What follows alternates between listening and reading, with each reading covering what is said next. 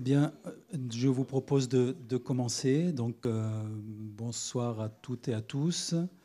Et bienvenue donc dans un cycle, en fait, c'est un cycle de conférences à l'origine qu'on appelle encore un peu grossièrement HMONP, donc cycle de conférences qui est dédié aux jeunes architectes, voilà, qui sont inscrits en formation et qui se déroule donc à raison d'une conférence ou ce soir d'une conversation. Et je vous expliquerai pourquoi on est parti sur cette dérive conversationnelle avec des sessions de conférences, donc une fois par mois. Donc nous avions déjà invité Stéphanie David, qui nous avait fait l'honneur de parler de l'architecture du placard, voilà, comment on peut travailler avec l'existant et la reconversion. C'est extrêmement intéressant. Seront invités donc, dans un mois l'agence ACTM Adrien Cuny, qui travaille dans la région grenobloise, avec des projets aussi qui mobilisent beaucoup la transformation de l'existant et la reconversion. Au mois d'avril, nous aurons donc Recita, nos voisins du Massif central, voilà, architectes et architectes menuisiers, qui nous viendront nous expliquer comment ils travaillent. Voilà, une très très belle production. Et nous terminerons donc par Bernard Quiraud, qui nous fait l'honneur de venir pour conclure ce cycle HMO-NP. Donc là, ce soir, c'est un peu particulier, c'est pas une conférence, donc c'est une conversation ouverte, avec une bonne part d'improvisation, et qui va être voilà, portée par une partie des postulants HMONP, voilà, qui nous font le plaisir d'être là. Alors, pourquoi j'ai imaginé ça? Je suis parti d'un constat et de discussions avec les représentants de l'ordre des architectes, en particulier en Rhône-Alpes, qui ont constaté une baisse en fait assez généralisée. C'est pas que Rhône-Alpes, c'est au niveau national, des jeunes qui s'inscrivent en formation HMONP. Donc la formation HMONP, là, les trois quarts savent ce que c'est, parce que vous êtes dedans, mais les autres pas forcément. Hein. C'est ceux qui, voilà, comment on passe de l'amour de l'architecture au métier, et puis comment on passe du métier à la profession, voilà, avec contexte normatif et réglementaire qui n'est pas facile. Voilà, donc de moins en moins de jeunes qui s'inscrivent en HMO. Et puis dans la pratique, alors c'est assez récent, les derniers observatoires de la profession d'architecte montrent une courbe qui commence à s'amorcer descendante, mais apparemment c'est en train de s'accentuer. Beaucoup moins d'inscriptions au tableau de l'ordre aussi, voilà, donc en profession dite peut-être classique. Et au sein des praticiens, de plus en plus de praticiens qui s'arrêtent aux missions dites de permis de construire, donc sans se confronter à la matérialité, appelons ça comme ça, ou à une partie de la réalité, enfin, de ce qui fait ce métier, la fabrication. Et ce sera un des sujets de ce soir, fabrication des édifices. Voilà, donc il y a ça qui est un petit peu inquiétant. On dit, mais qu'est-ce qui se passe, quoi? Est-ce que c'est un manque de confiance, le besoin de prendre plus de temps? Est-ce que c'est se dire, voilà, il ne faut peut-être pas stop, un contexte géopolitique dur, inquiétant, voilà, une crainte, ou se sentir peut-être mal formé aussi, pas assez formé, pas avoir peur d'y aller, ou alors peut-être aussi l'expression d'un changement de pensée, de vision peut-être profonde. Enfin, on verra ce qui ressortira de nos échanges sur le fait, est-ce qu'il faut encore construire, quoi. Voilà. Alors je regardais les derniers rapports de l'OCDE. Enfin, il y a un bouquin sur l'Atlas de l'Anthropocène qui raconte ça aussi, où voilà, entre 2011, on va dire, et jusqu'à 2060, il est prévu dans les données statistiques, tous les calculs savants qui sont faits, voilà, on est à 79 milliards de tonnes de production, d'utilisation matérielle, que ce soit de la biomasse, du minéral, des énergies fossiles. Et a priori, on continue donc jusqu'en 2060, on va passer à 179 milliards. Voilà. Donc on va plus que doubler cette consommation de matière dans un monde qu'on sait depuis longtemps quand même fini, au moins dans ces données matérielles. Donc voilà, il y a ça aussi qui est là, peut-être cette inquiétude, cette angoisse. Est-ce qu'il faut encore construire? Alors quand je pense à construction, c'est dans son sens le plus large possible. Est-ce qu'il faut transformer, travailler sur l'existant? C'est certainement une piste et un sujet, je pense qu'on y reviendra. Mais voilà, il y a cette question qui est là, de la construction et de du rapport à la matérialité qui questionne aussi les modes pédagogiques qu'on peut introduire dans les écoles. Alors voilà, nous, architectes, étudiants, jeunes postulants, on est confrontés voilà, à ces questions-là. Et je pensais important d'avoir l'éclairage de réintroduire de la pensée, ou d'introduire de la pensée, ou de la conforter, parce qu'elle existe dans les écoles et dans cette école. Mais dans le cadre d'une formation HMO qui est considérée un peu à tort, voilà, comme normative, réglementaire, quasi barbare, quoi. On est les méchants des fins de cycle, d'introduire, de montrer qu'on introduit aussi de la pensée, qu'on cherche voilà, à voir comment on peut évoluer, de quel monde on vient, où on en est maintenant et vers quel monde on va. Et là, c'est des questions philosophiques, d'où l'idée d'inviter Chris Younes et Olivier Frérot donc, à partager nos idées. Alors, Chris Younes, très rapidement, alors, si j'oublie des choses, il faudra me dire. Donc, docteur, voilà, je ne veux pas faire docteur en philosophie, professeur émérite, je crois, comme on dit maintenant. Voilà, enfin, voilà, professeur émérite, vous intervenez dans plusieurs écoles, dans l'école spéciale d'architecture, si je ne me trompe pas. Vous êtes aussi psychosociologue. Et puis, important, fondatrice et membre du laboratoire Gerfo et d'un réseau scientifique. Voilà, on évoquait ça quelques minutes, et thématique philo.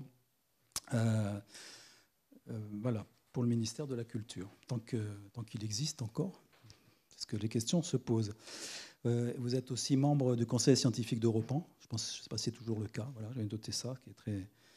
Voilà, Europan, pour moi, ça me parle. Enfin, pour moi, c'était le PAN. C'était le programme d'architecture nouvelle. Donc, quand j'étais à votre âge, ce n'était pas l'Europan qui existait, c'était le PAN, vous voyez, auquel on postulait.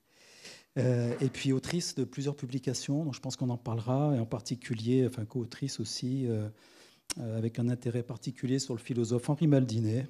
Donc, avec Henri Maldinet, à l'épreuve d'exister. Voilà, il y a des actes d'un colloque qui ont été faits et coécrits avec Olivier Frérot, si je ne me trompe pas, qui doit être là. Le bouquin est là, donc vous pourrez, après la conversation, venir voir aussi tous les livres là, qui ont pu être publiés. Et puis Olivier, donc, avec qui on a passé l'après-midi avec les jeunes postulants, donc diplômé de l'école polytechnique, diplômé aussi de l'école nationale des ponts et chaussées.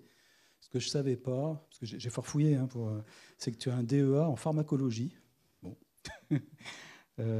Donc on imagine que tu t'intéresses à la question du vivant aussi, j'imagine ça, voilà.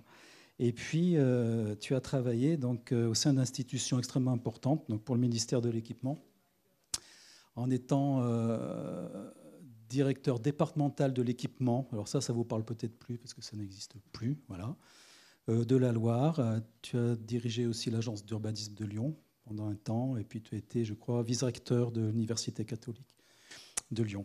Voilà, donc des parcours qui confrontent à la fois la pensée et puis l'expérience. On parlera d'expérience, je pense, ce soir, institutionnelle, entre autres, donc qui vous donne une vision maintenant du monde qu'on va partager. Alors, je ne vais pas trop parler. La question de ce soir, donc, enfin, le sujet qui est proposé, à l'origine, on avait imaginé pourquoi construire. En fait, c'était pour construire, et quoi entre parenthèses. L'idée que la construction est importante. Puis nous avons échangé un petit peu, se disant, mais c'est pose des questions éthiques, notre position à nous, éthique, quelle posture on a en tant qu'architecte. On a transformé ce pourquoi construire entre construire, point d'interrogation, il faut construire, construire, point d'affirmation, il faut construire, et puis quelle bascule. Alors qu'à l'origine, j'avais imaginé utiliser le mot transition. Alors, je ne sais pas, Frédéric, tu m'en voudras peut-être, mais on s'est posé la question de la transition ou des transitions. Et on s'est dit, mais est-ce qu'on a encore le temps de la transition? Est-ce que dans l'idée même de transition, il y a une idée du temps, qu'on a du temps, alors qu'on voit qu'on est plutôt au pied du mur ou dans le mur? Et est-ce qu'on n'est pas dans une bascule? Donc voilà, d'où le titre.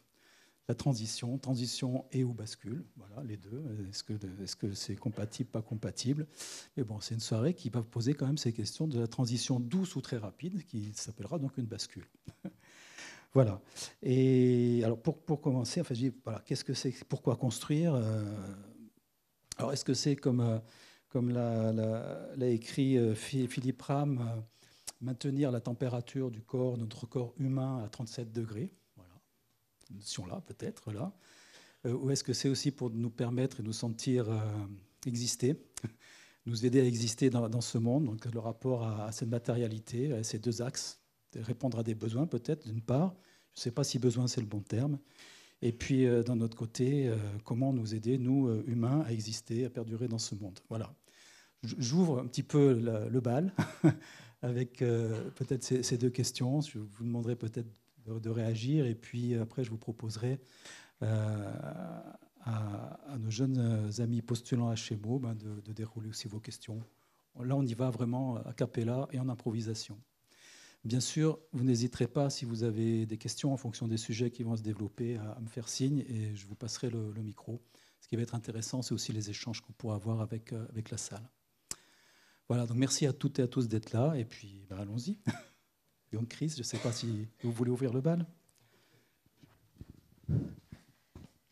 Eh bien, merci beaucoup pour cette invitation. Je suis très contente d'avoir l'occasion de converser finalement avec, entre nous là et moi, avec vous tous sur cette question qui est vraiment déterminante sur l'éthique de l'architecture et la façon de se positionner. Alors j'ai essayé moi aussi de préparer en quelques lignes.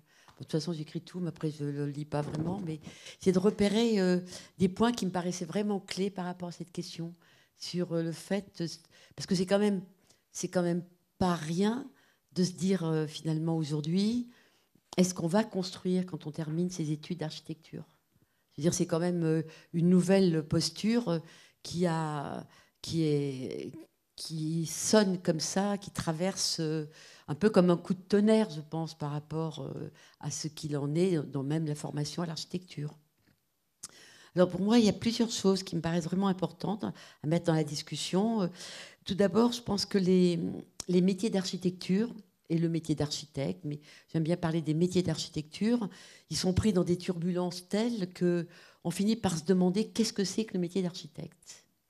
Parce qu'il y a une telle diversité, alors même si c'est effectivement très balisé, puisqu'il y a des formations, il y a un ordre auquel on va prêter serment, etc., etc. Donc je veux dire que le cadre, il est quelque part bien déterminé. Il n'empêche que il y a plusieurs manières d'être architecte, plusieurs manières de faire, et je pense que la diversité, la pluralité, vraiment est le point clé qui s'accentue vis-à-vis de la condition finalement des humains et du vivant aujourd'hui. Je pense que tous les rapports du GIEC ont tiré la sonnette d'alarme, plus personne ne les remet en cause. Et donc, les conditions même d'habitabilité, les conditions de vie sont mises en jeu. Donc là, c'est un premier point. Et donc ça, c'est une question qui n'est pas propre aux architectes, elle concerne tout le monde, en fait, quel que soit tout être humain est concerné par cette question. Et aujourd'hui, elle est une question de fond. Alors là, c'est le premier point. Donc je pense que voilà, ça fait partie du cadre de la discussion, de la conversation. Le deuxième point, puisque c'est le thème de l'éthique et de l'architecture, pour moi, c'est un thème très, très important, cette notion d'éthique, parce que ça renvoie à une manière de faire. Parce que quand on parle d'éthique, ça vient du mot ethos, et donc ça a donné éthologie aussi, c'est très intéressant. Mais en fait, c'est très tôt, j'ai appris avec un grand ami, Benoît Goetz, qui est un très grand philosophe, qui a très peu produit d'ouvrages, mais qui a écrit notamment l'ouvrage La dislocation, qui est un livre très, très cité, mais qui a aussi écrit un autre ouvrage sur les maisons, théorie des maisons, qui sont en fait les maisons des philosophes, hein, la maison de Deleuze, la maison de... Enfin, c'est deux ouvrages extrêmement importants. Bon, c'est dommage que Benoît n'ait pas davantage... il n'a plus eu envie quelque part et s'arrêter un peu. On dit à quoi ça sert des fois de parler. Et il y a quelque chose, évidemment, qui met en évidence que c'est pas la vulnérabilité de l'existence aussi. La force de la pensée et la vulnérabilité des existences. Je pense que l'éthique, elle nous renvoie à l'éthos. Et c'est vraiment, je pense que Benoît Goetz a vraiment mis en évidence dans sa thèse, qui a donné un ouvrage qui s'appelle La dislocation, que quand on parle d'éthique, on parle de manière de se tenir au monde. Donc une manière de se tenir au monde, c'est une tenue. Donc ça veut dire qu'on est individuellement concerné dans une manière d'être, de se tenir, de faire. Et puis, c'est aussi une tenue collective, une tenue en tant qu'humanité, d'une certaine manière. Donc ça, je pense que c'est un deuxième point qui est vraiment important sur la notion d'éthique. Et je pense, j'en suis même certaine, c'est que les architectes, les jeunes architectes, puisque moi j'ai la chance de pouvoir continuer à enseigner avec de jeunes architectes à l'école spéciale d'architecture, donc en master et puis en diplôme, ils sont de plus en plus en train de s'interroger sur la manière de se tenir pour être architecte de façon éthique. Donc ça a pris une grande ampleur. Donc la tenue, se tenir au monde, c'est quelque chose de très important. Alors après, ce que je mettrais dans le débat, parce que c'est quelque chose qui est venu par mon travail avec mes jeunes étudiants, qui sont devenus des collègues maintenant, qui m'ont fait vraiment découvrir tout un mouvement qui est un mouvement politique, qui est aussi bien académique qu'activiste, qui est ce qu'on appelle l'éthique du Caire, et qui a pris naissance dans les années 70-80. Et je pense que pour moi, c'est devenu une nouvelle boussole, qui est très reliée à l'écosophie dont parlait Félix Guattari. Mais je pense que l'éthique du Caire, elle lance une nouvelle façon d'aborder la question, et s'appelle éthique du Caire. Donc je trouve que c'est intéressant. Pourquoi est-ce que c'est si important? Et je trouve que justement, Joanne Tronto, qui est donc une Américaine qui est politiste, qui travaille beaucoup sur ce qu'il en est de la théorie du politique, elle a justement souligné à quel point, je pense qu'elle a su dire que c'est la question de savoir comment est-ce qu'on est capable à la fois de maintenir les choses. Donc elle met la notion de maintenir, la maintenance. Donc il y a beaucoup d'ouvrages qui sortent cette notion de maintenance, hein, le soin des choses, enfin, c'est très très intéressant. Et cette maintenance, c'est notre responsabilité de ce qu'on tient par la main, ce qu'on fabrique, ce qu'on transforme dans maintenance. C'est quelque chose de très très fort. Mais elle dit aussi que l'éthique du Caire, c'est maintenir, donc c'est maintenance, réparer, voilà. Mais c'est aussi perpétuer. Perpétuer, c'est-à-dire qu'on est pris dans une chaîne de l'humanité, on est dans la chaîne du vivant, et que donc, je pense que des gens comme Gilles Clément, ils ont fait certaines conférences aussi, mais il y a beaucoup de scientifiques qui mettaient en évidence que s'il y a eu de la vie sur Terre, c'est parce qu'il y a eu aussi un sol, de l'eau, etc., et que l'humain est arrivé bien tardivement, quand les conditions de vie étaient possibles pour des mammifères et des animaux. Et donc, maintenir, perpétuer, c'est quand même quelque chose qui est vraiment fondamental. Et donc, pour elle, vous voyez, c'est maintenir, c'est perpétuer et réparer notre monde. Et donc, maintenir, perpétuer, réparer, c'est les trois repères d'une boussole de l'éthique du Caire, et qui aujourd'hui parlent très très fortement, et on le voit très bien, maintenir la maintenance, voilà, et prendre au sérieux les gens qui maintiennent le monde, c'est-à-dire ceux qui font le ménage, ceux qui font le jardinage, ceux qui soignent, ceux qui architecturent, ceux qui enseignent, mais voilà. Mais vous voyez, c'est vraiment remettre dans le jeu les visibles et les invisibles, d'une certaine manière, et ne pas oublier les invisibles. Bon, ça, je pense que dans les écoles d'architecture, on a pris conscience de ça, mais on en a pris conscience aussi beaucoup avec la Covid, et on le voit aujourd'hui avec tout ce qui se passe aussi au niveau des paysans et de l'agriculture. Donc ça, c'est un point qui est absolument fondamental. Et donc l'idée de perpétuer, ça veut dire qu'on est capable de transmettre le monde aux futures générations. Et quel monde on va transmettre? Donc c'est la grosse responsabilité. Et réparer, parce que ça veut dire qu'on prend au sérieux. Et l'éthique du Caire, ça veut dire qu'on considère qu'on a abîmé le monde, que notre puissance technique nous a donné des marges, des forces de puissance, de transformation des milieux vivants, des milieux habités, de telle sorte qu'on a détruit, qu'on a pollué, et qu'on a, aujourd'hui on sait, la 6e extinction des espèces, mais aussi la pollution de l'eau, de l'air, de la terre. Et quand le rapport Brundtland était sorti, il ne décrivait que les destructions des milieux. Il n'y a même pas le mot architecture dedans. Mais par contre, montrer quel était l'état du monde.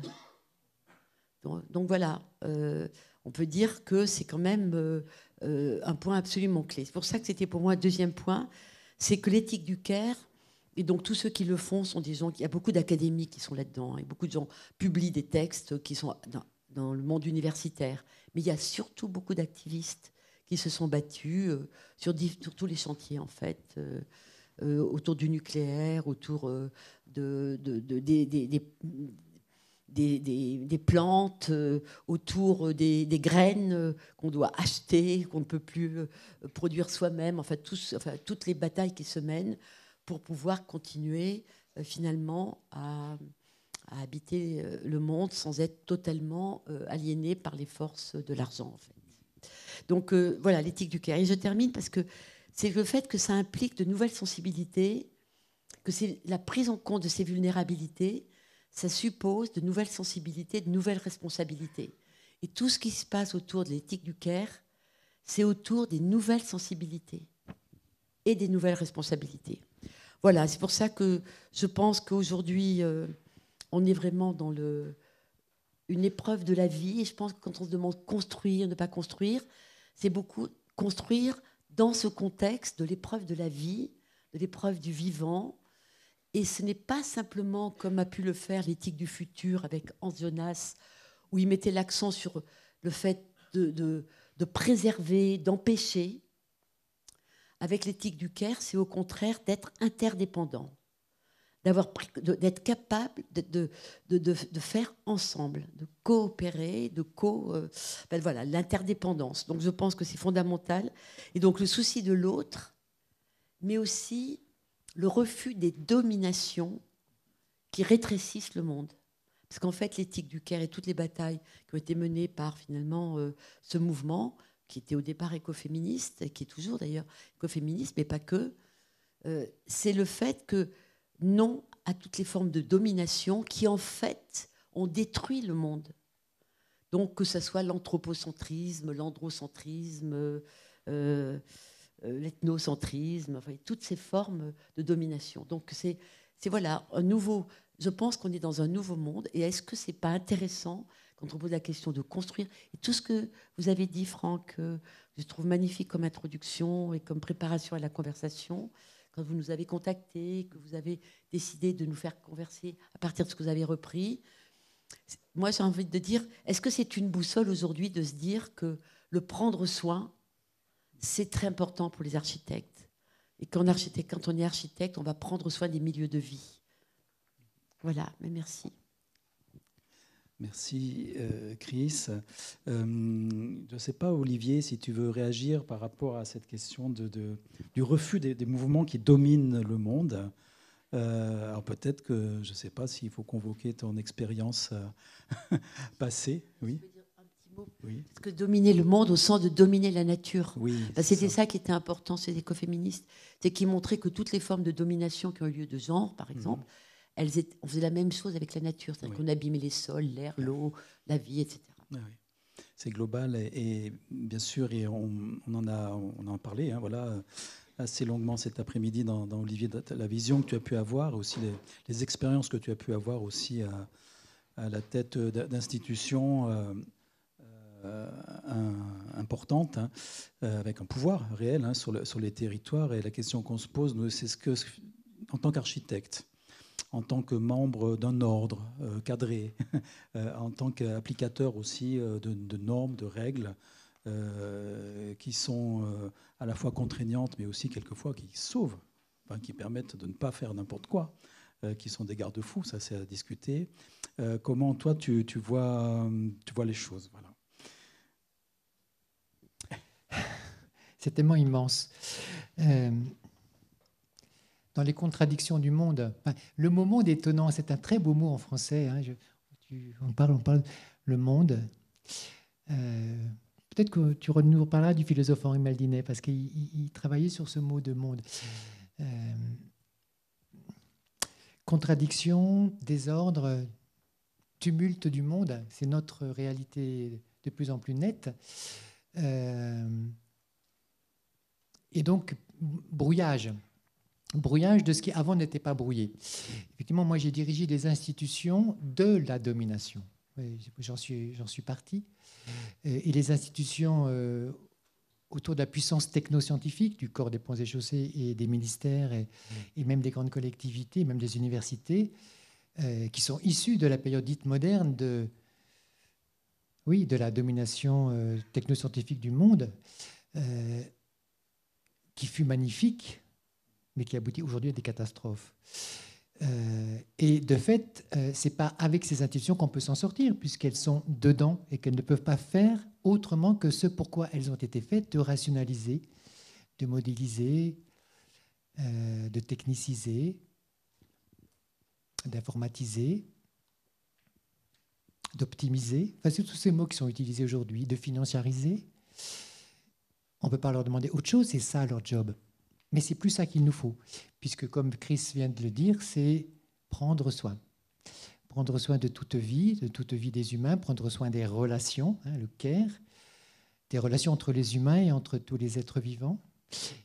Et si ça devient notre boussole, et je pense que ça devient la boussole de plus en plus d'entre nous, mais pas de nos institutions. C'est bien ça le problème. Mais si, là je parle à des personnes, et donc, membre d'un ordre, tu disais, Franck, non, vous êtes déjà des personnes, toi. Si l'ordre peut aider, fait. S'il ne peut pas aider, part. Qu'est-ce qui est premier? Voilà. Si cette boussole, c'est effectivement prendre soin de la vie, par abriter, construire, oui, ou pas. Je pense que pour répondre à cette question, c'est quelle finalité? Et désormais, on retrouve, à mon avis, des finalités fondamentales, Chris le dit aussi, de l'existence. Qu'est-ce que exister? Qu'est-ce qu'être au monde pour un humain, pour une société humaine, avec les autres vivants? Si ça redevient premier, et je pense que ça redevient premier, exister, habiter, parce que les conditions d'habitabilité reposent cette question-là. Donc on peut y revenir de nouveau. Donc revenir de la philosophie, de la spiritualité, de la pensée profonde. Ça se réouvre. À la fois, ça se bloque d'un côté et ça se réouvre d'un autre. Donc cette période est extrêmement passionnante. Mais il y a à ce moment-là il y a un changement de boussole, il y a une bascule. Il y a une bascule vers une éthique de la puissance, une éthique de la puissance du rationnel vers une éthique de la puissance du relationnel. De se tenir, alors je trouve ça c'est une belle expression à la main. Enfin, le français a toutes les langues ont des très belles expressions. Moi, je connais surtout la langue française, mais maintenir la vie, tenir les relations. Je dirais que coûte que coûte. C'est-à-dire, l'argent devient second, le coût devient second, puisque c'est tenir la relation qui devient premier entre les humains et ça devient génial avec tous les vivants. Comment? En construisant des abris, c'est aussi pour les autres vivants, les humains avec les autres, quoi. Et là, je pense que c'est un point particulièrement aveugle de toutes les professions aujourd'hui, et je pense que vous avez dans les mains les architectes, par rapport à d'autres, peut-être plus de facilité d'aller vers ces abris. Enfin, j'ai mon mot d'abrité qui est plus modeste, mais ça peut être aussi de maisons, de construction, pour vivre ensemble, pour prendre soin les uns des autres. Et quand on commence à retisser le lien avec les autres êtres vivants, alors par une nouvelle sensibilité, effectivement, je crois que les autres, alors les animaux, les plantes, les arbres, attendent que les humains fassent leur job. Arrête de détruire la vie et qu'on refasse des choses ensemble, comme ce fut le cas il y a assez longtemps, parce que nos aïeux ont su faire ça, qu'avoir un peu les constructions, à la fois Alors tu parles souvent de matérialité, donc de matière, la beauté de la matière. La matière est-elle elle-même habitée? Elle n'est pas que objectivable. Est-ce qu'elle a une âme? Donc les êtres vivants ont des âmes, et je pense que vous pouvez aller même plus loin. Parce qu'il échappe à la rationalité, tu vois, c'est ça. Et je pense que vous êtes là sur... Vous avez une chance extraordinaire de retravailler tout ça, mais à condition de faire un petit pas de côté, un petit pas plus profondément dans la profondeur, dans la pensée, dans l'histoire aussi. Voilà, donc plein de possibles, mais les institutions, pas sûr qu'elles puissent vraiment aider. Merci Olivier. Ça me parle, cette question de matérialité. Je suis breton d'origine en fait, et en Bretagne, tous les cailloux ont un nom, quoi. Voilà. Voilà, tous les cailloux ont un nom, voilà, sur le bord de côte, et même des repères, voilà, des indices d'urbanité quand on se balade dans la campagne, etc. Il y a toujours un nom, une histoire derrière, donc voilà, profondément ancrée qui ressort. Donc ça me parle. Alors, je vais peut-être passer la parole aux jeunes, parce qu'il y a plusieurs sujets qui ont été évoqués dans l'après-midi avec vous. Entre autres, ce rapport, j'ai entendu, je ne sais plus qui l'a dit, parmi vos échanges, donc, notre objectif, oui, c'est d'avoir l'amour de l'architecture et puis aussi de prendre soin de la matérialité. C'est ressorti, hein, je n'invente pas, je ne sais plus qui l'a dit. Je ne sais pas si l'un ou l'une parmi vous... peut voilà, embrayer sur ce sujet, questionner. Vas-y, prends le micro. Je ne sais pas si ça marche. Si, parfait. Pour rebondir à ce que vous disiez justement sur le fait de prendre soin du coup, de l'invisible et du coup en fait, aussi de tous les vivants, je trouve que l'écoféminisme, c'est un mouvement qui a cette force à pas forcément trouver les réponses justes, mais à trouver des pistes de réponse en tout cas. Et Donna Haraway, elle nous présente l'ère du Toulousaine, du coup, qui est, on va dire, la suite de l'Anthropocène, une ère justement où l'humain, il doit comprendre qu'il n'est pas autonome, qu'il existe dans des écosystèmes qui sont complexes et qu'on doit réapprendre à habiter. Et il y a un autre livre qui est Reclaim, de Emily H, qui est du coup un recueil de textes écoféministes qui du coup ramène la notion de reclaim.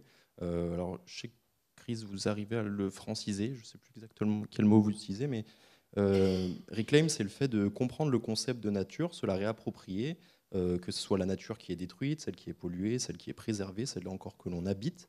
Et en fait, avec toute cette idée-là, je trouve, qui tourne du coup autour du mouvement écoféministe, on en vient un peu, nous, avec notre place d'architecte, à se questionner sur qu'est-ce que c'est justement que construire dans cet ensemble qui est en fait extrêmement complexe aujourd'hui, parce qu'à toutes les échelles, il existe. Du coup, on se pose un peu cette question à comment réagir à cette notion, comment faire nous en tant qu'architectes qui n'avons pas en fait les pleins pouvoirs par rapport à cela, et voilà tout ça. Je ne sais pas si ça vous inspire. Peut-être d'autres veulent parler, mais moi je trouve que c'est le fait que je pense que justement, comme vous l'évoquez, Donna Haraway ou bien Emily H, tout ce mouvement avec Isabelle Stengers, et puis beaucoup d'autres aujourd'hui, il repose la question, et c'est vrai que d'une certaine manière, il réamène l'architecture comme... ça ne devient plus une affaire simplement d'individus seuls en face des autres, c'est comment est-ce qu'on arrive à penser, finalement, à tisser des liens, justement, ces liens d'interdépendance, mais aussi on va penser finalement à prendre soin d'un milieu dans sa globalité. Et par exemple, tout le travail qui était fait autour des cartographies, finalement des controverses avec Bruno Latour, on voit très bien que tout le travail qui est fait, c'est autour de et moi, par exemple, je vais essayer de retravailler un petit peu ces cartographies. C'est en fait une sorte de cartographie de toutes les parties prenantes d'un milieu en fait habité. Et donc, dans ces cartographies, on va intégrer les humains, ceux qu'on intègre en général, les puissants, on les intègre plus facilement. Même ça se voit dans les enquêtes. On va d'abord voir ceux qui sont un peu les leaders d'opinion, soit disant.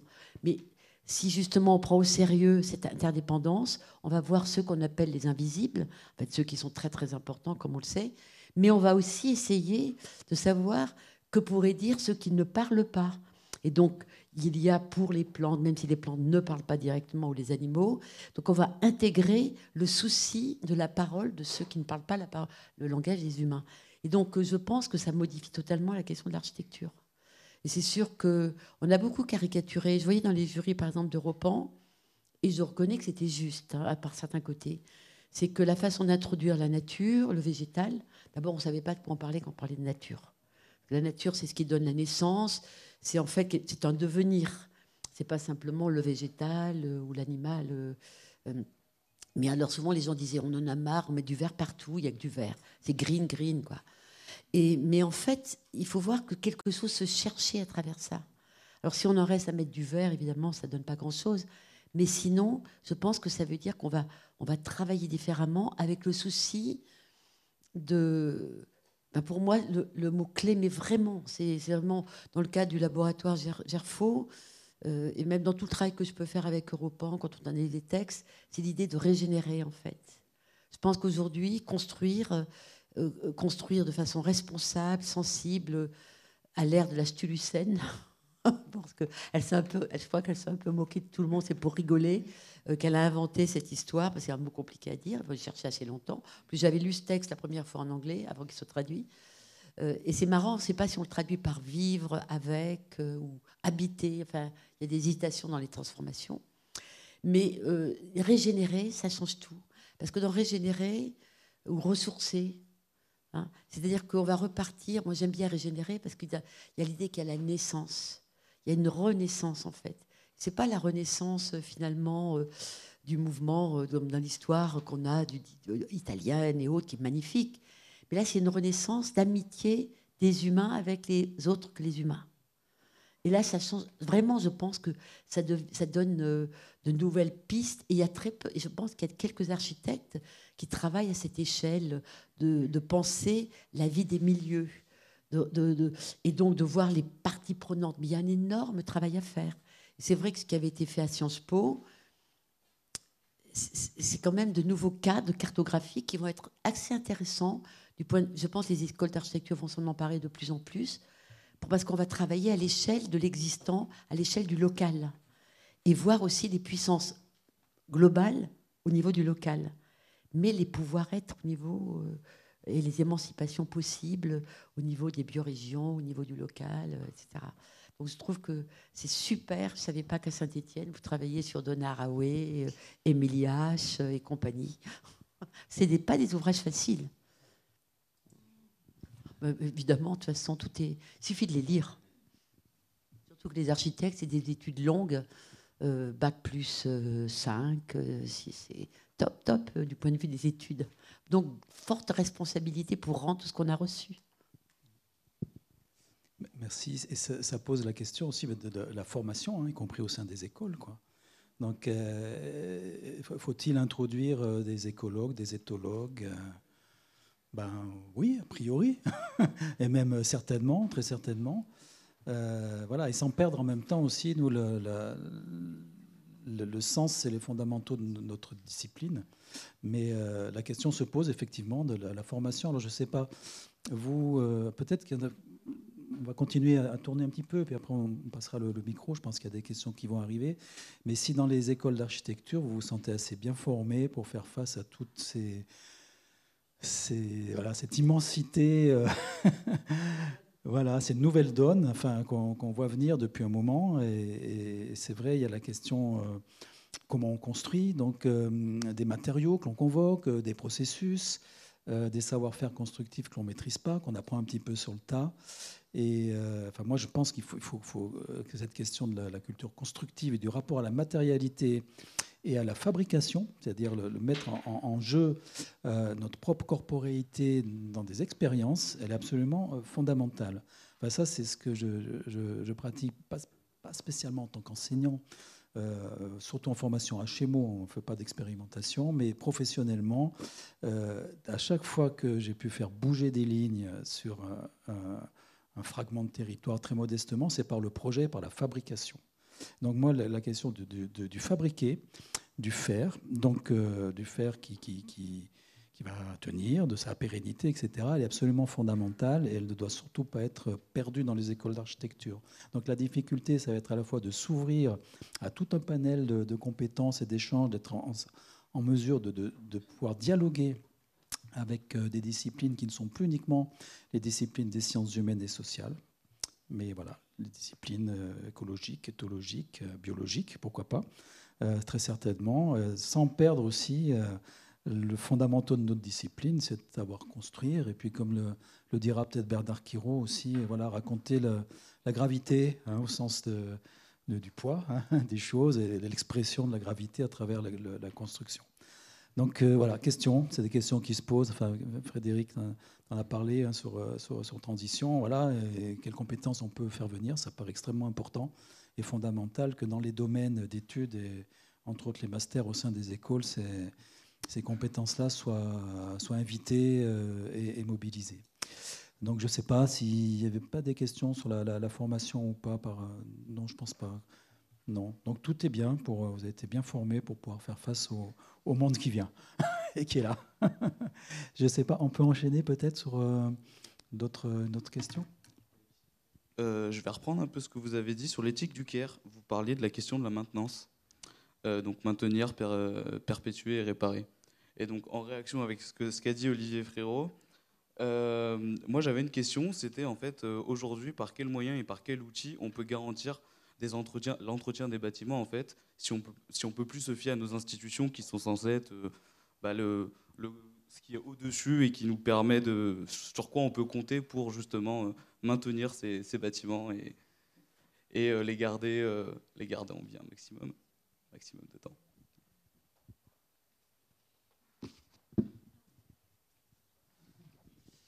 Moi, j'ai bien sûr pas la réponse à cette question, sauf que si c'est ça qui vous importe, si c'est ça qui est important, vous trouverez des chemins.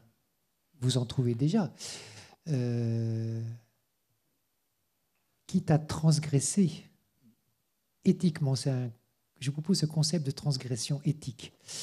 Puisqu'il y a un changement de civilisation, il y a un changement d'éthos, comme le disait Chris. On passe d'une éthos de la domination et de la rationalité à une éthos du prendre soin. Elles ne sont pas compatibles. Et ce qui fait que la légitimité pour tenir l'éthos de la vie et du prendre soin devient illégale. Je la fais direct. Hein. C'est ça qui se pose comme question. Et ce qui est légal devient illégitime quand on est de ce côté-là. Donc si vous faites uniquement respecter les normes qui sont demandées, on ne fait pas ce que vous dites. Ça ne marche pas. Donc il y a une tension qui devient insoluble. Donc j'ai évidemment pas la réponse, sauf que ça nous interroge, donc je reviens sur ça, nous interroge sur, au fond du fond, qu'est-ce que je veux ? Philosophiquement, spirituellement, existentiellement, moi et mon collectif. Et si ce qui devient absolument nécessaire, c'est effectivement de réparer, maintenir, tenir, vous trouverez des chemins. Pas tout seul, soyez malin, soyez rusé.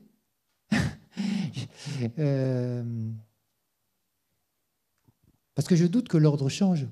Parce que l'ordre, il est effectivement dans ce cadre. Quoique maintenant, moi je ne sais pas, je connais un peu le corps des ponts et chaussées, lui ne changera pas. Je sais que l'ordre des architectes, je ne sais pas, à vous de faire peut-être. Mais je pense qu'il faut oser, c'est ce que vous faites, et collectivement, parce que quand je dis transgresser éthiquement, c'est éthiquement qu'il faut transgresser, c'est pas pour plaisir, c'est parce que nous partageons un ethos, et à plusieurs, on regarde, on cherche, on essaye, on se brûle éventuellement les ailes.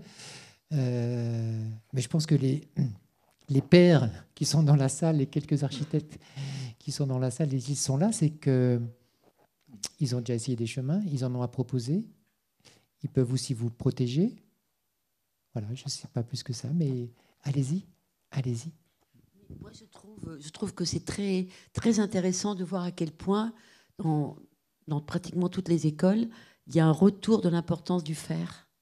Il y a une volonté de faire et donc de retravailler la matière, justement de se confronter, ce qui est à la base, hein, bien sûr, mais parce que cette espèce pour reprendre une formule de Didier Debèze et Isabelle Stenger, ce qu'ils appellent l'amincissement du monde, justement pour redonner finalement son épaisseur aux choses, c'est finalement combattre une certaine abstraction qui, au final, ne prend pas la mesure de ce qui est en jeu. Parce qu'en fait, c'est vrai que la matérialité, elle est fondamentale.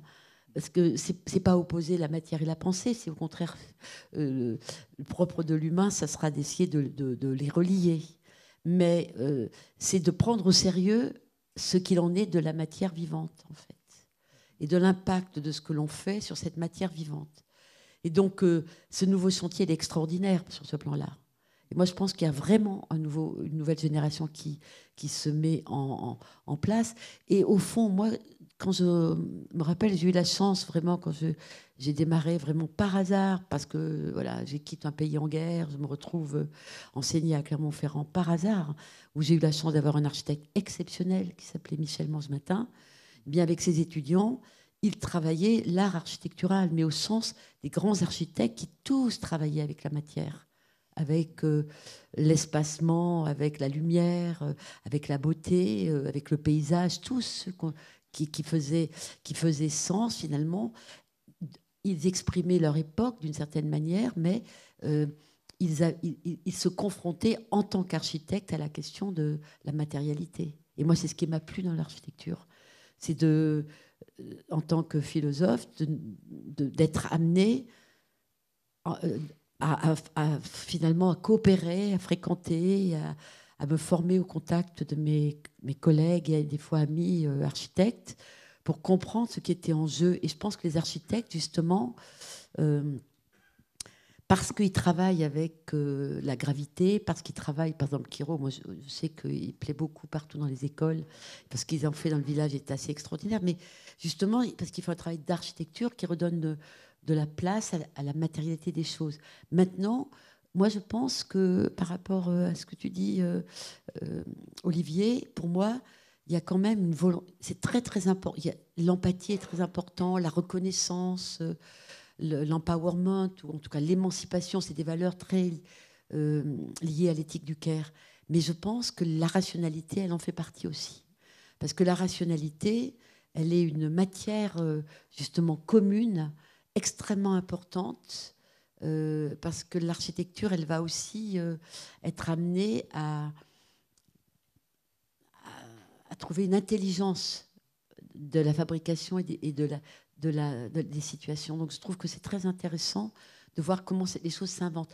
Mais c'est vrai que c'est dans un nouveau contexte, avec le souci de l'impact sur le vivant. Et ça, c'est quand même complètement nouveau. Vraiment, je pense. Il y a vraiment une bascule dans la façon de poser la question au départ. Et je pense aussi que c'est le fait de se dire que c'est parce qu'on est vulnérable qu'on se pose les questions différemment, qu'on prend la mesure de cette vulnérabilité. Que c'est pas... Et que ça enclenche de nouvelles formes de rationalité, de nouvelles possibilités. Donc, oui. Je trouve que le fait qu'il y ait ce retour à la matérialité, elle va tout à fait avec ces nouvelles questions qui se posent. Parce qu'on reprend au sérieux le corps, soigner les corps, soigner la terre, prendre soin de cette petite couche de terre fertile qui est de plus en plus rare et dont on sait qu'elle devient un marché partout, en Afrique notamment, pour spolier finalement ceux qui possèdent un tout petit peu de possibilité de travailler la terre avec leurs mains. Donc je pense que c'est au contraire la même chose. Je pense que le retour à la matière et au faire, en liaison avec le penser que porte aussi l'architecte, et le partage de la pensée, il va avec cette prise de conscience, cette nouvelle boussole de prendre soin de ce dont on hérite, qui est fragile et qui est précieux. Donc je trouve que ça va pas du tout. C'est au contraire complémentaire. Oui, ça questionne la discipline et l'architecture en tant que système productif. Marie, tu es intervenue en formation hier sur ces questions-là, extrêmement intéressantes. Et ne pas penser l'architecture comme le résultat et un produit, mais comme tout un système qui est mis en place. Et sur cette question de la matérialité, encore faut-il se poser la question, mais quels matériaux sont transformés, quelle matière est transformée, sur quels matériaux, et qu'est-ce que ça engage en termes de système productif, quoi. Qu'est-ce que ça veut dire de travailler avec des produits industrialisés, de la farge, et pourquoi pas aussi, hein, mais savoir, il faut être conscient, lucide de ce que ça fabrique. Qu'est-ce que ça veut dire de travailler avec des produits qu'on peut trouver sous les pieds, et c'est quel type de matérialité. Mais au fond, ça pose la question, ce rapport à la construction de la matérialité, de l'émotion en architecture. Alors, je ne sais pas vous, mais moi, des émotions en architecture, je n'en ai pas si souvent que ça, quoi. J'en ai, je me balade. Mais vraiment le truc qui vous prend, quoi. Et j'ai jamais réussi à mettre des mots sur cette émotion qui peut me saisir. Mais à chaque fois que j'ai ça, une sorte d'état comme ça, de présence un peu bizarre, assez rare, c'est que je suis confronté à une sorte de granulométrie, de grains, de matière présente, non capotée, et qu'à travers ce que je regarde, ou ce que je peux toucher, ou même sentir, parce qu'il peut y avoir des odeurs, je ressens quelque part le travail de ceux ou celles qui nous ont précédés, quoi. Quelque chose de très très puissant. J'ai jamais réussi à le théoriser, je le ressens fortement. Et j'essaye à travers les productions architecturales qu'on peut avoir de retrouver ces sensations-là. Et ces sensations-là, elles passent aussi par l'expression de la main, même un enduit. Le fait de passer un enduit, un staff ou autre, il y a la main qui a travaillé, qu'on va sentir à travers les générations, qui nous parle et qui est en dialogue. Et je pense dans ce rapport à la matérialité, il y a une architecture un peu du capotage, où on planque, où on cache. Et là, on est à fond là-dedans, parce qu'avec les réglementations thermiques, il faut habiller, il faut s'isoler, et c'est très bien. Je veux dire, il faut aussi apporter du confort, il faut moins consommer. Voire ne plus utiliser de chauffage, etc. Donc on a tendance à rajouter des couches et des couches. Et quand est-ce qu'on va retrouver ce rapport à la matière qui parle, à la matière aussi. Vous parliez de rationalité. La rationalité, c'est l'ordre aussi, c'est la répétition. La répétition, c'est une façon aussi d'être économique, peut-être d'être écologique aussi. Donc la question du rythme qui est en train de se poser. Donc matérialité, expression du travail de ceux qui nous ont précédés, la façon dont c'est mis en œuvre, la question de la répétition, tout ça c'est au cœur de notre discipline. Et je pense qu'en fait c'est aussi une façon de répondre et de s'ancrer dans ce qui est là et dans ce qui vient, de retrouver au fond des fondamentaux de cette discipline-là en essayant de retrouver des architectures peut-être moins capotées. Alors voilà, je n'ai pas d'éléments théoriques ou philosophiques là-dessus, mais peut-être que vous avez, je ne sais pas, sur la pensée de Maldinet par exemple, si ces questions sont abordées, je pense, de rapport à la matière, au rythme, à la vibration, enfin, qu'est-ce qui nous permet aussi de nous aider à exister en toute conscience, quoi. Oui, effectivement, Maldinet, ça a été vraiment un philosophe qui a essayé de travailler. Lui, il travaillait beaucoup la question esthétique, mais au sens de l'esthésie, c'est-à-dire de ce qu'on est capable de ressentir, de la sensation, du sentir. Donc il s'intéressait beaucoup au pouvoir du sentir. Et de toute façon, actuellement, et donc par la même occasion, dans quelle mesure cela nous mettait dans un rapport d'ouverture au monde, en fait. Et d'un seul coup, c'était pas la distanciation, c'était pas l'abstraction, c'était l'implication, c'était l'incarnation. C'est l'existentiel comme manière incarnée d'être chose. Et donc, c'est aussi ce qui nous limite énormément, en même temps que ça ouvre, ça limite. C'est pas une toute-puissance aveugle qui peut être destructrice, parce qu'évidemment, il n'y avait pas l'intention d'eux. Actuellement, on dit que on hérite, ça n'a pas tenu. On peut dire, on nous a fait des promesses qui n'ont pas été tenues. Hein, il y a eu un temps où il y avait effectivement les 30 glorieuses, enfin, on promettait finalement ce qui n'a pas été tenu, et les conséquences ont été sont mortifères en fait. Elles sont néfastes, mais elles ne sont pas que néfastes, elles sont mortifères. Et donc, c'est pas un langage de vie qui est là. Mais moi, je trouve que c'est intéressant. Maldinet, pour moi, ce qui est fondamental, c'est qu'il nous mettait toujours à l'idée. Et je pense que c'est la même chose quand vous parlez de matérialité, Franck, ou bien quand j'entendais parler, par exemple, Bernard Quirault, parce qu'il avait fait une conférence à l'ESA aussi, je sais qu'il en a fait dans différentes écoles. C'est qu'en fait, pour Maldinet, c'est qu'on est à l'épreuve de l'existence, à l'épreuve du monde. C'est-à-dire qu'on fait l'épreuve par notre corps et par notre esprit, de notre corps-esprit du monde. Donc, ce n'est pas l'un contre l'autre. Parce que des fois, ça peut être un peu étonnant de voir qu'on peut dire dans les programmes, ah oui, on va fabriquer, donc on va supprimer tout ce qui est la pensée critique. Ça, c'est pas bon, ça. Parce que je pense qu'en tant qu'être humain, on doit exercer notre capacité de raisonner et par soi-même, et des fois d'être seul pour s'opposer aux choses. La résistance, hein, elle est très importante. Et c'est vrai que dans la philosophie, on a souvent critiqué beaucoup Descartes, mais Descartes, c'est un philosophe extraordinaire qui qui a essayé de dire voilà, comment est-ce que par moi-même, tout seul, ces méditations cartésiennes, c'est un truc incroyable. C'est-à-dire essayer de réinventer un ordre du monde, un ordre de raison. Après, évidemment, il y a eu toute une dérive. Je ne pense pas qu'elle vient de Descartes, je pense qu'elle vient des mauvais disciples de Descartes qui ont justement perdu l'épaisseur de tout le travail qu'ils faisaient. Parce qu'en fait, ils faisaient de l'expérimentation, ils essayaient de comprendre. Il n'opposait pas la science et la philosophie. La science et la philosophie et l'art. Je pense que, pour moi, ce qu'il y a d'extraordinaire dans les écoles d'architecture, en tout cas, pour moi, c'était une découverte, les écoles d'architecture. C'est qu'en fait, on essaie de faire tenir ensemble dans la formation les arts, les sciences, les techniques et la conception architecturale un petit peu au croisement, et les sciences humaines et sociales. Et donc, je pense que ça, c'est peut-être une des rares formations qui existent, qui est aussi vaste comme discipline. Mais par contre, je pense que le fabriquer, qui est très très important, qu'il faut les stages, enfin, tout ce qui permet de développer ça, évidemment, essentiel. Mais je pense que c'est fondamental aussi de développer l'esprit critique si on veut résister aux forces mortifères. Olivier, tu veux intervenir? Oui, ce que tu disais tout à l'heure, que tu ressentais parfois, mais rarement, c'est une expérience esthétique, on va dire ça comme ça. Une des paroles nombreuses de Maldinet qui est importante, il dit « On n'existe pas tous les jours. Il est rare d'exister. » Peut-être Chris reviendra. Donc le verbe « exister », donc se tenir au-devant de soi. Hein. Et je pense que la quête existentielle, ça vaut le coup, mais elle est rare. Et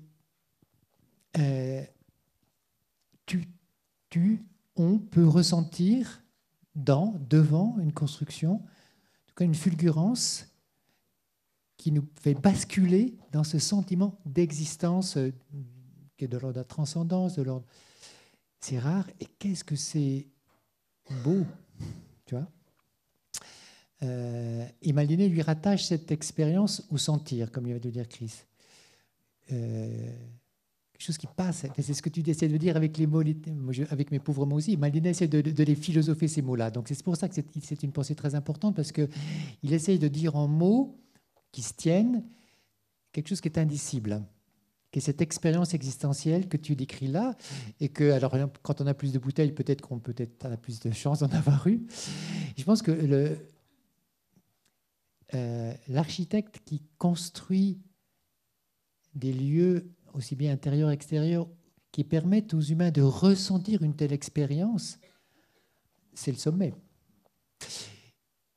Mais c'est rare. C'est rare parce que ça, c'est pas des normes. Ça, c'est l'art très profond, quoi. Voilà, c'est ça que j'entendais à ce que tu disais. Et je dis, mais ah ouais, qu'est-ce que ça doit être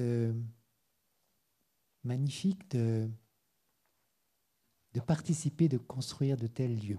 Voilà, je pense. Et oui, c'est effectivement, c'est rare et puissant.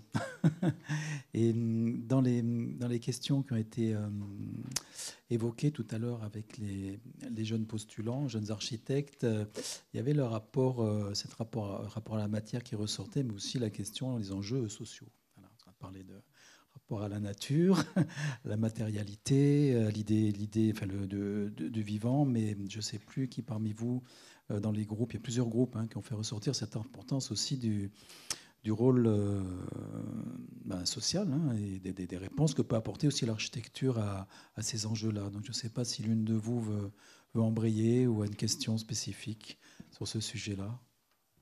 Ouais. Oui, on s'est interrogé aussi sur le fait que on construit dans un territoire et ce territoire est habité et on voulait aussi construire. Est-ce que ce n'est pas finalement tisser ces liens avec ses habitants, avec ses usagers du territoire qui habitent ou pas d'ailleurs et voilà, comment construire avec cette donnée culturelle, cette donnée humaine dans ces lieux. Oui, je pense qu'effectivement, on voit bien, et ça c'est une belle évolution quand même dans les écoles d'architecture en France, de repartir beaucoup de l'existant en fait, de se dire que comment est-ce qu'on va enfin, ça fait même partie d'un concours, à réinventer l'existant, mais en tout cas, à partir de l'existant, c'est vraiment ça, c'est quelque chose qui est vraiment fondamental. Donc ça veut dire qu'on redonne de la valeur finalement à la spécificité des lieux, des territoires. Ça veut dire qu'ils ont une longue histoire, chaque territoire a sa propre histoire, ils ont aussi des conflits, et je pense que c'est ça qui est intéressant, c'est finalement comment... Mais ça par contre, je pense que l'architecture pendant longtemps, et même l'architecture vernaculaire, c'est-à-dire l'architecture qui est quand même millénaire, hein, qui a finalement été fondatrice de toute une autre forme d'architecture savante, elle a toujours travaillé à l'échelle des lieux, en fait, des climats, des matérialités, donc des réalités locales, en fait. Et je trouve très, très intéressant de voir à quel point maintenant beaucoup d'architectes essaient vraiment de renouer avec les milieux, mais aussi avec la culture vernaculaire, pour réinventer d'autres formes techniques, d'autres formes de matérialité.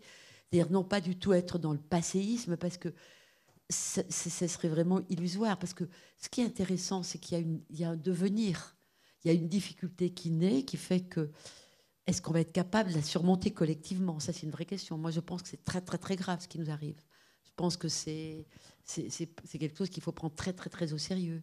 Mais par contre, ce rapport à l'existence, ce rapport finalement au lieu, je vois que ça prend partout. Il y a les concours autour des lieux, des écoles de pensée très différentes.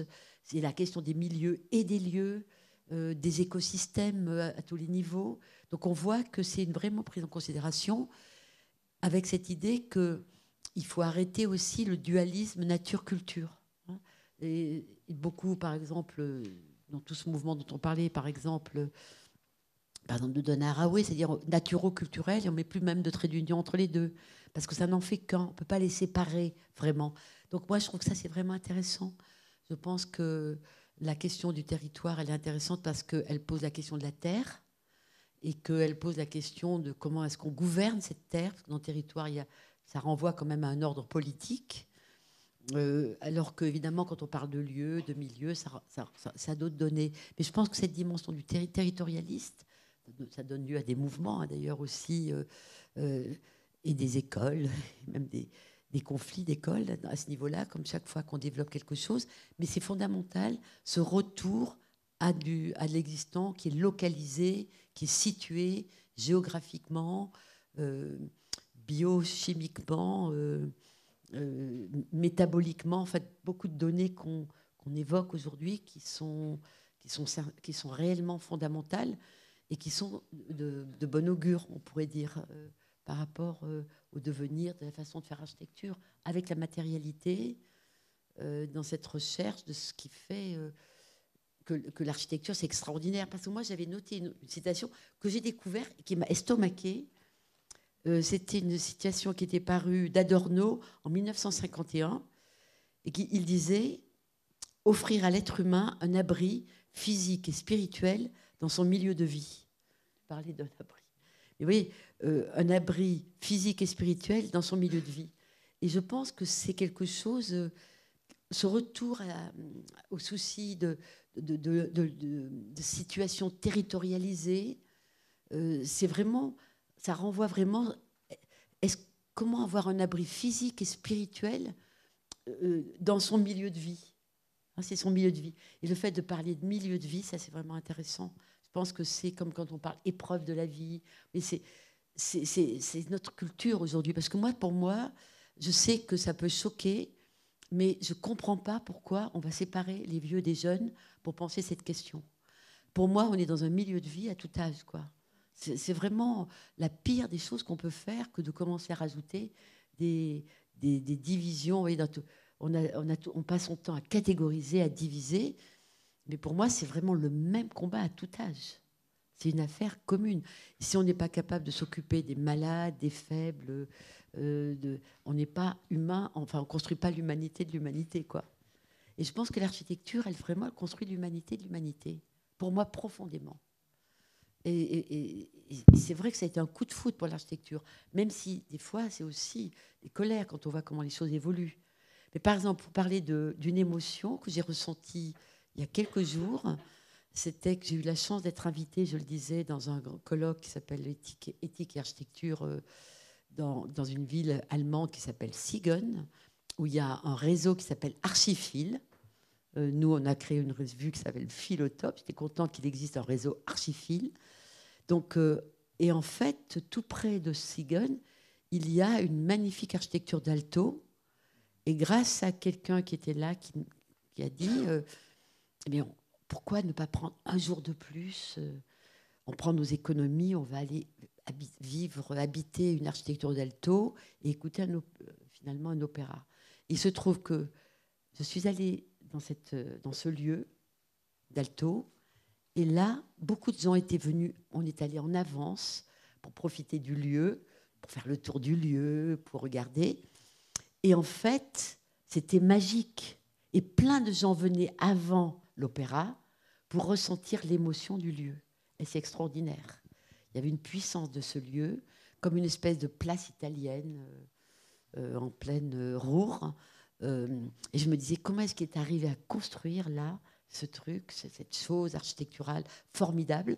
Et en plus, on a entendu...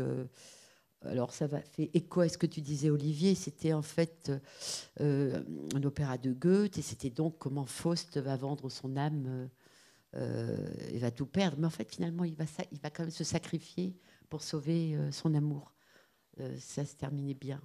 Mais donc, il y a des lieux, effectivement, qui font que l'architecture, elle tient la route. Et elle tient, et que je pense que il faut que tout le monde s'y mette pour pouvoir faire face, pour voir comment l'architecture va jouer sa propre partition dans ce grand problème. Je pense que reprendre l'échelle du territoire, et pas simplement de l'édifice, c'est évidemment le combat de toute une génération d'architectes aujourd'hui. Oui, juste pour répondre sur Alto, enfin, toujours fasciné avec un rapport extrêmement singulier dans ses réponses au site, extrêmement fin, c'est l'adaptation à la topographie, la prise en compte du soleil, du vent, d'un arbre, d'un paysage.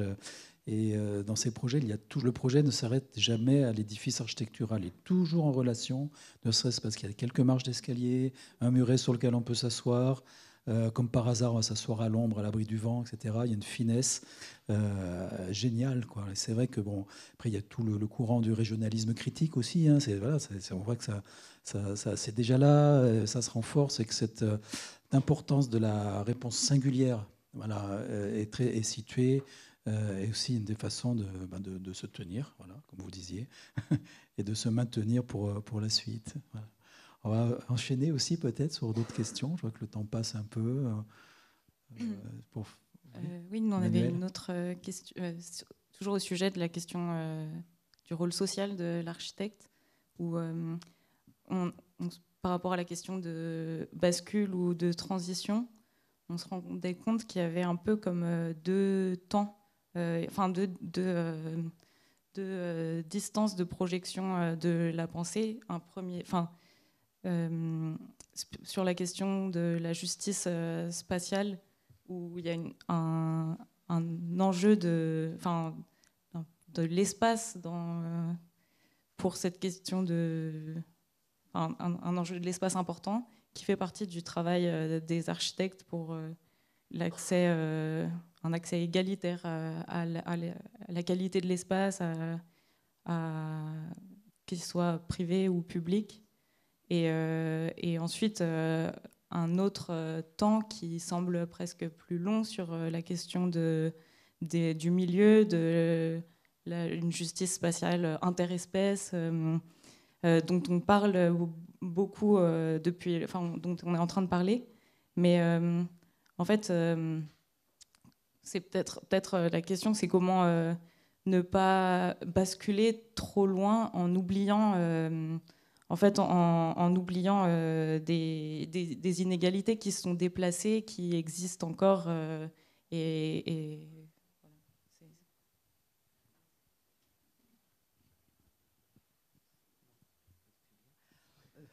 Pourquoi pas. Mais peut-être tu veux bien parler d'abord. Parce que moi, je trouve que... je sais pas, j'étais pas là. Vous avez passé l'après-midi ensemble, là, toute cette bande-là. Et donc, je suis vraiment frappée parce que moi, j'arrivais un peu... Je ne pensais pas du tout avoir cette résonance aussi forte avec les questions que vous posez, parce que je pense effectivement que la question de la justice spatiale, elle est fondamentale. Elle concerne les mobilités. Il y a pouvoir se déplacer, elle concerne pouvoir se nourrir, elle concerne pouvoir habiter dans des bonnes conditions et éduquer ses enfants, les élever, vivre bien. Enfin, je pense que c'est tout à fait... Je pense que parmi les... Aussi, je trouve vraiment intéressant dans les évolutions cette idée, qu'est-ce que ça veut dire vivre bien? Donc c'est habiter, exister, vivre bien ensemble. Et donc, s'il n'y a pas une égalité, s'il n'y a pas une justice spatiale, il y a un vrai problème quand même. On ne peut pas être tout seul à être bien finalement et tout le monde autour va mal. Donc là, je pense qu'il y a une dimension évidemment extrêmement sociale, mais je pense qu'aujourd'hui, les architectes, et d'une certaine manière, je trouve que des fois, l'ordre des architectes national, on l'entend pas mal prendre position, par exemple, sur l'habitat. Parce qu'on sait qu'on est en train de traverser une situation dramatique où le mal logement gagne du terrain, le nombre d'enfants qui dorment à la rue dans un pays riche, enfin bref, il y a plein de choses. Donc par rapport à construire, on voit bien que ça pose des grosses questions. De tout temps, l'architecture, elle a quand même été là pour permettre exactement ce que disait Adorno, donner un abri. Et je pense que cette question de se dire un abri pour tous, c'est une vraie question aujourd'hui. Et je pense que ça a été aussi quand même la question qui était posée après la guerre dans tout un mouvement, dans le mouvement moderne en fait, qui avait le souci de construire pour tous. Même si aujourd'hui on sait qu'il y a des héritages qui n'ont pas tenu non plus leurs promesses. Ou en tout cas, ça n'a pas tenu les promesses pour différentes raisons. Mais je pense qu'il y a vraiment ce chantier qui est de nouveau justice sociale et autour de l'habitat, autour des mobilités, autour des espaces communs. C'est absolument essentiel. Mais je pense que dans cette justice sociale, on va davantage prendre en compte la place que l'on va faire aux autres qu'humains aussi. Parce que sinon, ça ne pourra pas marcher. Et si vous l'avez très bien dit dans votre remarque, ça va concerner les humains, entre eux, combattre les inégalités, comment les architectes vont aussi relever ce défi de l'habitat pour tous, un bien de qualité pour tous et de dignité pour tous, c'est des mots qui reviennent beaucoup aussi dans l'écoféminisme. Et je pense que c'est une question centrale. Mais par contre, c'est vrai que ça élargit la question et peut-être ça va permettre de réinventer d'autres façons de faire. Moi, j'en suis intimement convaincue. Il y a de nouvelles typologies vont apparaître, de nouvelles esthétiques vont se faire. Mais je pense que l'habitat, aujourd'hui, étant donné le mal logement d'un nombre incroyable de personnes en France, est vraiment fondamental. Oui, donc la justice remonte.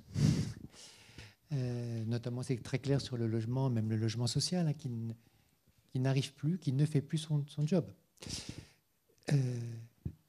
Donc je reviens sur les institutions qui marchaient, qui ne marchent plus. Donc de ce côté-là, ça ne sera pas la solution. Donc comment on fait? C'est votre question. Moi, ce que j'observe, c'est qu'il y a des... Donc là, comme dans d'autres endroits, ce sont des petits collectifs qui reprennent les choses en main. Des groupes humains, à petite échelle. Donc aujourd'hui, de l'habitat collectif, ensemble, intergénérationnel, avec les autres vivants, qui commencent à se réinventer. Ce que tu disais, c'est déjà en train de se faire. À la fois dans, bien sûr, la réalisation matérielle, de construction, mais la façon de faire, le co-construire. Et là, l'architecte, d'ailleurs, il est il est mis dans le collectif de la maîtrise d'ouvrage communautaire. Hein.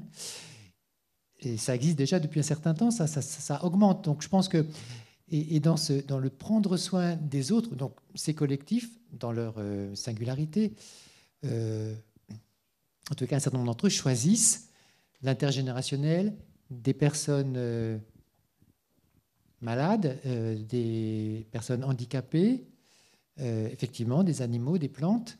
Ça, c'est la commande de la maîtrise d'ouvrage qui participe. Et là, l'art de l'architecte est alors soit de réparer, enfin, soit de rénover, soit de construire du neuf. On va faire les deux d'ailleurs. Hein. Je pense que c'est dans ces lieux-là que ça s'invente en ce moment. Et il y a des choses. Alors, je ne sais pas s'il y en a qui viennent témoigner de ça, qui viennent ici, hein, des architectes. C'est là que ça se passe. Et en France, comme d'ailleurs dans le monde, hein, évidemment. C'est ça qui est aussi très intéressant. Mais effectivement, là, je vais être encore un peu excessif, mais les institutions ne peuvent pas le faire. Je suis gentil en disant ça. Elles ne peuvent pas. Donc déjà, si elles n'empêchent pas, merci. Oui, merci. C'est habitat, justice sociale, hein, parce que c'est parti de cette question-là. Justice sociale et habitat sont intimement liés. Intimement liés, voilà. Très, très clairement. Après, par rapport à la question du logement social et des institutions, il faut aussi être lucide sur les politiques qui sont menées. Et on assiste très clairement à une politique de destruction du logement social, voilà, qui est entamée depuis pas mal, quelques années. Ça s'est accéléré avec la loi Elan, les appels qui ont été remis à la charge des bailleurs sociaux. Un truc qui se sait moins, parce que on passe à côté d'une catastrophe, j'ai l'impression que ça va arriver quand même, c'est que le logement social en France, c'est une invention géniale et incroyable. Elle est à la base basée sur l'épargne des Français. C'est le livret A, en fait, qui finance le logement social. C'est l'épargne donc populaire, la plus populaire qui soit. Et ce livret A permet des accès à des crédits très longs, sur un demi-siècle, voilà, 40 ans, 50 ans. Et en fait, c'est le fait de cette épargne des Français qui s'ouvre sur des crédits très longs qui permet d'avoir des loyers assez bas et socialement accessibles. Et assez récemment, le livret A, donc, qui est orienté et fléché clairement sur le logement social, il a été envisagé d'en flécher une partie sur l'industrie de l'armement en France. On comprend pourquoi, l'Ukraine, etc., quoi. Ça n'est pas passé. Je crois que ça a été bloqué. Je n'ai pas l'histoire précise. Centrale nucléaire, voilà. Voilà. Eh ben, c'est pas passé, mais parce que ça s'est battu. Mais c'est en train de se battre. Donc là, ce démontage-là, il faut être lucide. C'est-à-dire, tu parles des institutions comme, voilà, en elles-mêmes, comme c'est une entité comme ça un peu abstraite. Enfin, c'est pas abstrait. Il y a des mécanismes derrière, il y a des rouages, il y a des politiques en œuvre sur lesquelles nous, les architectes, on doit aussi se battre. Et pour l'ordre que peut critiquer en tant qu'institution, ouvre les yeux là-dessus, est très actif. Et moi, je trouve qu'il y a vraiment une évolution. C'est-à-dire, quand j'étais jeune architecte, l'ordre, c'était une espèce de monstre. On payait des cotisations trop chères. Et puis ça servait à rien. J'ai vraiment changé d'avis là-dessus. Je vois une évolution. Je vois, voilà, Christine Lecomte aussi, la présidente au niveau national, porte des discours extrêmement engagés sur la défense de la justice sociale via l'habitat, la question de s'intéresser au territoire, la question de la singularité. Donc l'institution ordinale, elle bouge aussi. Et moi, je ne la jetterai pas le bébé avec l'eau du bain, quoi. Il faut aussi que nous, de l'intérieur, on puisse faire bouger ces institutions. Pareil, le cadre normatif et réglementaire, parce que là, chez moi, on est jusqu'au cou dans ces questions-là. Ben, c'est des outils aussi. Quelquefois, c'est des outils qui préservent de catastrophes, quoi. Enfin, l'Oisane, voilà. Zéro artificialisation nette aussi, c'est quand même intéressant. On voit que ça fait des bulles, hein, quand même, hein, surtout dans la région.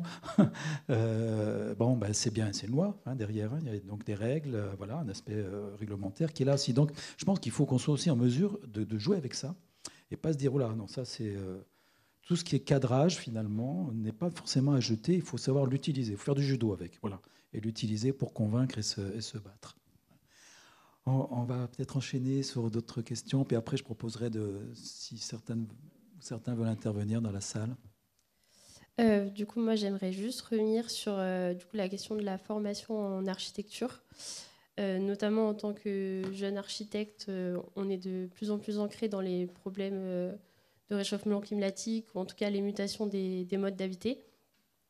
Et du coup, la question, ça serait plutôt quelles pratiques on peut imaginer ou quel mode d'enseignement on peut imaginer pour nous sensibiliser au plus tôt aux mutations des modes d'habiter. Je pense notamment à peut-être des ateliers hors les murs qui peuvent exister. En tout cas, prendre en considération que la manière de faire du projet est en mutation et change et qu'on ne peut plus être mis à distance, un peu comme on travaille en agence parfois, du lieu, du territoire. Donc plutôt, quelles pistes on peut avoir par rapport à ce sujet-là. C'est pour toi en premier. Chaque fois, je prends. Non, mais... Oui, ben ça, c'est plus ton job, ton milieu. Alors, ben, moi j'ai participé de ces milieux-là, mais je m'en suis éloigné depuis pas mal de temps, c'est pour ça. Enfin, je pense qu'on va... Enfin, ça a déjà été dit sur ce travail des milieux. Enfin, c'est-à-dire que si effectivement on fait de l'architecture hors sol, comme c'est-à-dire que on va dans toutes les villes du monde et on retrouve la même chose. Ça, je pense que ça existe encore, ça. En tout cas, ça a existé il n'y a pas si longtemps. Et donc, évidemment, ça ne répond pas à la question que vous posez, hein, puisque le climat, il n'est pas pareil partout. Donc, effectivement, si... c'est ce que disait Chris tout à l'heure, c'est les milieux. C'est-à-dire que c'est la construction dans son lieu. Le mot milieu, les mots lieu sont des mots forts, quoi. C'est des mots... Il y a de la singularité derrière ces mots-là. Il y a de l'unicité. Donc, je pense que... Alors, avoir des sensations, comme le disait tout à l'heure Franck ou Luc ou Chris, des expériences très, très fortes, intérieures, esthétiques, si je ressens ça, alors là, je comprends, mais après coup, dans ma tête, que chaque lieu est singulier et est beau et fort. Donc, comment une formation peut vous proposer de vivre de telles expériences existentielles? Évidemment, ce n'est pas dans un cadre très précis que ça peut se passer, ça. Hein, bon, mais je pense que vous le faites déjà, c'est d'aller visiter, d'aller dans des lieux qui sont reconnus comme habités par un souffle. Là, donc, l'architecture d'Alto, que moi je connais, j'ai vu ça dans les livres seulement. Mais bon, il y a des lieux qui... Bah, c'est cette fameuse magie. C'est un joli mot, hein, magie. On ne sait pas par où ça passe, cette habitation du lieu, quelque part éternelle, universelle, qui me rejoint dans son rythme esthétique. Là. Voilà, je dis des mots qui ne sont pas tout à fait ajustés par rapport à cette réalité profonde. Si vous pouvez ressentir ça, ben vous n'êtes pas après, vous n'êtes pas pareil qu'avant, quoi. Alors, a fortiori pour vous. Et donc, après, se dire, mais moi, mon job, c'est d'approcher pour pouvoir faire un peu ça, c'est magnifique. Oui. Donc, est-ce qu'il peut y avoir des formations qui font ressentir de telles expériences spirituelles existentielles? Et vous donnez le temps. Mais ça prend du temps. Il faut respirer, il faut y aller. Évidemment, si c'est tout cadré comme ça ne le fait pas, quoi. Oui, mais moi je pense qu'il y a un gros potentiel dans la formation dans les écoles d'architecture. Parce que c'est une formation qui, par le projet, par le fait de travailler en équipe, de se confronter finalement à ce travail de groupe aussi, je pense qu'il y a quelque chose vraiment, un vrai potentiel là-dessus, qui est vraiment, vraiment bien. Et je pense que la grosse bataille, elle va être de garder... Enfin, je sais que ça a été des batailles. À une époque, moi, je me suis battue aussi pour les conditions de la formation des écoles d'architecture, dans les instances institutionnelles. Parce qu'en fait, il y a toujours l'idée de vouloir raccourcir le temps de la formation de l'architecte. Je pense que ça prend du temps. La formation de l'architecte, elle est extrêmement complexe. Il faut qu'il ait le temps de la formation. Après, je crois qu'il y a une tentation de vouloir tout cadrer, de tout normaliser aussi dans les écoles d'architecture comme ailleurs, et qui, des fois, peut aller à l'encontre. Parce que je pense que tout ce travail qui a l'air d'être, des fois, peut-être un peu on va pas, tout n'est pas ramené à des compétences, mais il se passe quelque chose de global. Je pense que c'est fondamental, moi, dans les écoles. Enfin, j'ai trouvé qu'il y a une formation à ce niveau-là qui est exceptionnelle. Après, et donc, ça prend du temps, ça travaille en équipe. Il y a plusieurs disciplines, donc je trouve ça, c'est vraiment des atouts. Après, je pense qu'il y a de nouvelles. Je pense qu'effectivement, les formations par les voyages hors les murs, c'est super important. Parce que c'est aussi le pas de côté dans sa formation pour ne pas être endoctriné d'une certaine manière. Parce qu'on est toujours un peu aussi... vous savez, vous connaissez l'image de Foucault, là, l'éducation, elle nous... On pousse tordu, parce que de toute façon, on finit par pousser le long du tuteur, quoi. Et là, je pense que l'architecture, c'est fondamental de développer ces différentes entrées. Après, je vois qu'il y a de nouvelles méthodes qui se développent, qui étaient super bien. Par exemple, le semestre dernier, j'ai une collègue là, à l'école d'art plastique qui faisait travailler ses étudiants. Et c'était magnifique. Ils ont fait une sorte de spectacle. Il y en a un qui était un lézard, un autre qui était une plante, un autre qui était... Ils se sont amusés à des tas de choses. Et en fait, ils jouaient, ils faisaient des jeux de rôle qui étaient drôles. C'était créatif, mais en même temps, c'était vraiment sérieux, quoi. Et donc, je pense que cette dimension est très importante. Je pense que visiter des lieux, c'est très, très important. Développer son esprit critique, fondamental. Et ce que je sens, c'est que les étudiants sont de moins en moins... ils ont de moins en moins envie de suivre des idoles. Et je l'ai remarqué dans les voyages, souvent, ça les intéresse de regarder comment la vie se passe. Et ils ne font pas forcément... passer tout leur temps à aller écouter le grand maître ou la grande maîtresse, le grand prêtre de la chose. Donc je trouve que c'est intéressant aussi ça. C'est-à-dire que c'est s'intéresser à la vie ordinaire en fait. Et je pense lire les journaux, lire des journaux très différents. Je pense que c'est fondamental. Parce que la formation par soi-même, la formation qu'on est par les preuves personnelles, pour moi c'est la plus forte en fait. Et lorsqu'on la met en contact avec ses pairs, on peut vraiment, quand on arrive à trouver un bon climat d'entente avec ses pairs, on est d'une puissance incroyable d'auto-formation. Et les écoles d'architecture le permettent, ça. Mais il faut trouver la bonne ambiance. Donc ça dépend de soi aussi, ça.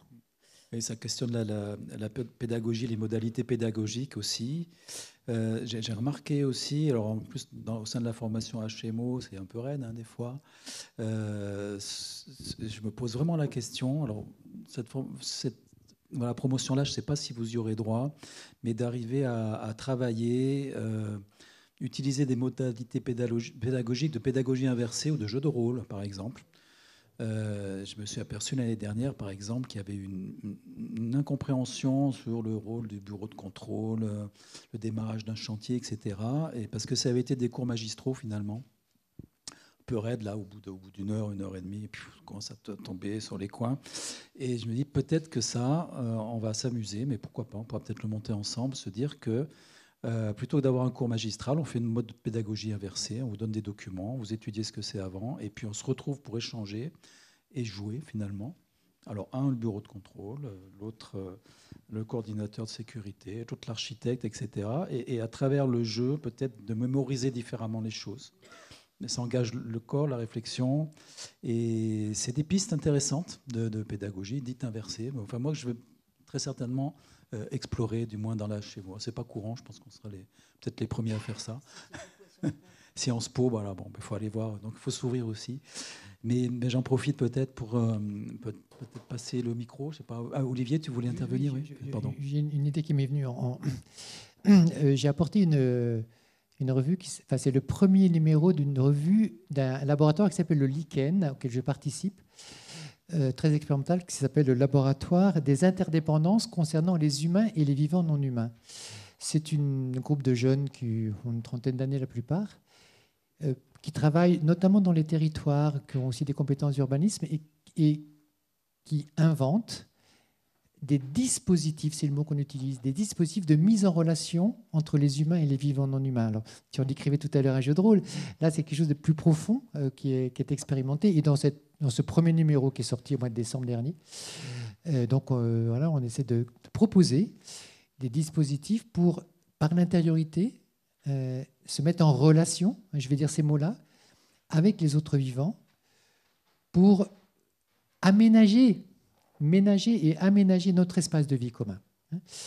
Et je pense que ces dispositifs, c'est aussi de la pédagogie. Ça peut se mettre en œuvre avec des étudiants et autres. Alors là, on est un peu loin des pratiques habituelles et des écoles d'enseignement supérieur. Mais voilà, c'est une proposition. Et bon, moi, je participe à ce groupe. Il y en a d'autres en ce moment, peut-être que vous en connaissez, d'ailleurs, je ne sais pas. Alors, c'est encore un peu dans les marges, hein, mais il y a des stabilisations de façon de faire, hein, avec les arbres, bien sûr, c'est plutôt en situation que ça se passe. Parce que je disais un peu tout à l'heure, mais vraiment en le pensant, je pense que nous, les humains, nous sommes attendus par les autres vivants. Nous sommes attendus. Mais quand je dis ça, vous dites, mais d'où il parle ? Ben oui, dans cette sensation intérieure profonde que nous sommes attendus. Ben encore faut-il aller plus loin. Mais parce que si je me mets dans cette discussion-là, l'éco-angoisse, la solastalgie, elle disparaît. Parce que si je pense, et je ressens d'abord, puis je pense secondairement, que j'ai une responsabilité, moi-même, nous les humains, nous avons une responsabilité vis-à-vis des autres vivants, mais ça devient extrêmement intéressant ce qui va se passer. Encore faut-il que les mots que j'utilise là, ils puissent ne pas glisser sur vous comme ça trop vite, mais pouvoir résonner avec une expérience que vous pouvez aussi ressentir. Et alors je dis, mais allons-y. Voilà, donc je vais me donner là, des propositions de méthode, tout simplement, de ressentir ça. Merci Olivier. Je vous propose, si vous avez des questions, est-ce que certains ou certaines ont des questions ?